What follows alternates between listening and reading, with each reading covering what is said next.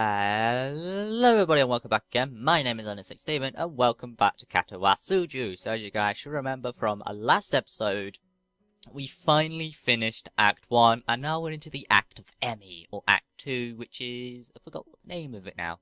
Hang on. It's called Form. So Act 1 was life expectancy. That was the whole idea. And we learned, we found out who the 6 girls were, but there's only 5 of them that are actually important to the story. So, yeah. But Act 2 is all about Emmy. So we're going to be jumping straight into this. So let's go. Load. Morning Rin. Well, morning run, but Rin. Because it's cooler and she's awesome. But anyway. My alarm clock beeping shatters the early morning quiet. And I find myself wondering where to find the motivation to rise. The class is still quite far off, but I agreed to run with Emmy in the mornings. Really, I'm not that interested in running as a hobby, or even as a possibility life-lengthening exercise. However, I feel obliged to follow through on my promise to Emmy yesterday. Which is why I find myself throwing on some running shoes and a light t-shirt.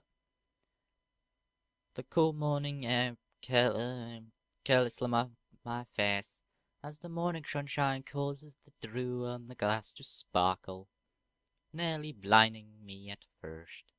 As I make my way down to the track, an ugly thought strikes me. What if this is some sort of joke that Emmy's playing on me? Would that surprise me, really? Hell, I'll probably do it for the new guy too. And at the very least, I'm sure Emmy and Rin made a bet on whoever or not I'm actually showed up. I feel a sense of tripping on the track as comes into view. You're late! What? It seems that Emmy's already there. What a relief.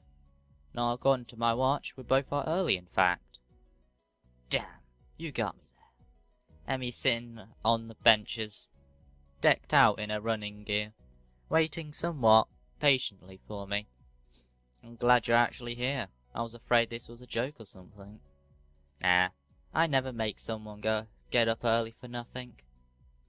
Plus, Rin owes me 500 yen now. She didn't think you'd actually show up. Do it. Nice to know Emmy was on my side at least. Emmy hops off the benches and begins stretching out. She's remarkably lethal. Lithy. Almost like a dancer.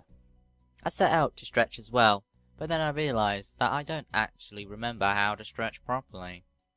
It's been ages since I stretched for anything. If you don't count my one stint at running last week. And then again, I don't actually think I actually stretched beforehand. The spectre of my long hospital stay rises up again. I can't say I was all that active before the hospital stay, though, so maybe I've just been moist. Emmy giggles as she watches me stretch out. No, Hish, no. You've got to hold it for longer than that. I'm trying, it kinda hurts a little. Huh. That's because you're out of shape. You've got to get some flexibility in you, like this. And she disappears. She's on the floor then. To demonstrate, Emmy reaches down and puts her head through her legs. Holy hell. God bless you, Emmy. I see. Is that the sort of thing I should strive for? Of course. Flexibility is important for any runner. You'll be able to go faster the more you stretch out. That makes no sense to me, but Emmy seems to believe it's true. With Emmy's help, I managed to stretch myself out properly. I can't help but notice that when she thinks about how to explain things to me, her mouth scrunches up in concentration. It's adorable. Yeah, she's like a little cat. Not bad, Ishino. Come on. We'll better start running. Hello, it's like a little cat face. Oh, yeah. We'll start off with just a mile, okay? That's 4 laps around the track. Got it? That sounds fine to me. This shouldn't be too hard, right? A haze memory of running a mile for gym class surfaces in my mind. Yeah, it wasn't that bad. Hey, my eyes. Yeah, I'm on drugs again. Woo! Emmy sets a properly good pace, and I fall in behind her. Try to keep up. Is now okay? Roger. Roger. We'll run the first curve without incident. Although, I can actually already feel my heart rate increasing slightly. By the second curve, I start to breathe through my mouth. Emmy doesn't seem to be breaking a sweat. As if to demonstrate superiority, she turns around and starts running backwards. Are you doing okay, Hisao? Never better. Oh, really? Maybe I should speed up then. No. Oh, no. Wouldn't you want to overexert yourself? My heavy panting and squealing makes the statement less convincing than I had hoped. Emmy simply smiles and turns around again. You're the best, Hisao. We'll stay at this pace. I get the feeling that I'm being mocked. If I ain't in such terrible shape, I'll probably feel offended. By the third lap, my breath is coming in rigid gasps. I'm also awash in my own sweat. Gross. We round the curve to start our fourth lap, and Emmy looks back at me with a grin. Here we go. She takes off at blinding speed, while I stubbornly stick to my slower pace. By the time I get to the first turn, she's already rounding the second. As I struggle across the backstretch, Emmy continues running and catches up to me. Come on, Hisao, you can do it. I would answer her, but I'm too focused on getting air into my lungs and ignoring the burning in my leg muscles. Part of me wants to say something like, maybe you can, but I'm about to die here. But then again, I doubt I can actually form words right now. Emmy keeps pace with me as I round the second turn and cross the finish line. Her sprint seems to have gotten her sweating. It's actually caused her shirt to turn slightly translucent. It seems wow. It seems she wears a black sports bra. I feel a little stab of guilt for being that sort of guy who stares at a girl's chest. But my legs and chest are burning so badly I can't bring myself to care that much. Not bad for a first effort, Hisao. Kind of you to say so. Emmy seems to be, if not out of breath, but at least breathing a little more heavy than she was before we started running. It must have been the sprint that did that. Hey, I've got to get a few sprints in. You should walk around the track to cool down. Then we can stretch out, and we'll be all done, okay? Sounds great. My legs are on fire, and breathing is still heavy, but surprised my heart seems to be taking the strain well. Another triumph of medical science, I suppose. You should put your hands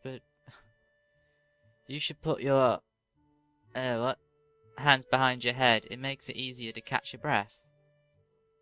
Surprisingly, she's right. I began to stroll around the track, happy to feel my breath coming back to me. It's a blur as Emmy sprints past me.